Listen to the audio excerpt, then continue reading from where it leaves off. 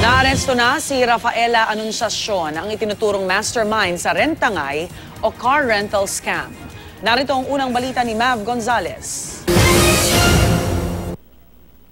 Walang imik ang suspect na si Rafaela Anunciacion nang dalhin sa Camp Vicente Lim sa Laguna. Naaresto siya ng Highway Patrol Group mag-alas 9 kagabi sa Santa Rosa, Laguna. Si Anunciacion ang isang itinuturong mastermind ng rentangay o yung car rental scam. Aabot sa 500 ang nahikayat ng grupo ni Anunciacion na iparenta ang kanilang mga sasakyan habang nag-aantay pa ng prangkisa para mag-operate ng taxi. Pero ang mga ito, isinangla na pala sa iba at hindi na nakita ng mga may-ari. Kwento ng isang biktima, 50,000 kada buwan ang ibinibigay sa kanya dati. Pero noong Enero, tumalbog na raw ang checking ibinayad sa kanya. Pinupull out na namin yung unit. So ayaw ipa-pull out ni Rafaela kasi ang kailangan daw bago i-full out yung unit namin, may ipamalit siya which is nakarenta sa iba. So yun, hindi niya sinasabi sa amin na isinanla or ibinenta niya sa iba yung unit. Kulang pa ipagkulong kay Ella. Sobrang dami niyang naapektuhan.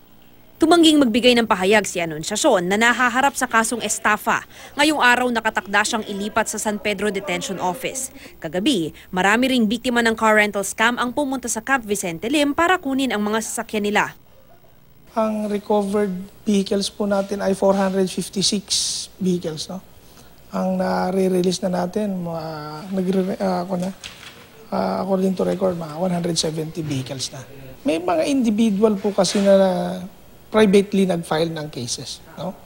So, pero ini-encourage namin sila lahat para mag-file ng cases against dito sa mga suspects. Ngayong naaresto na si Anunciacion, gusto lamang ng mga nabiktima niya na maisoli ang mga unit nila, lalo't marami sa kanila ang hinahabol na ng bangko. Ang gusto lang namin bilang biktima, masurvive muna talaga yung mga unit.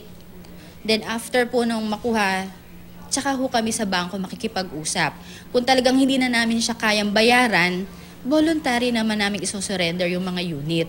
Pero sana ngayon, wag naman kaming takutin. Kasi hindi naman kami yung ganong sobrang kriminal para bantaan nila na kami pwede nilang ipademanda or kasuhan. Nanawagan sana ako doon sa mga unit na hindi pa na-recover dahil siyempre maraming taong umaasa dahil sila naguhulog ng unit is wala naman yung unit. Kaya kung pwede, isurrender na lang nila yung unit. Ito ang unang balita sa Laguna. Mav Gonzalez reporting.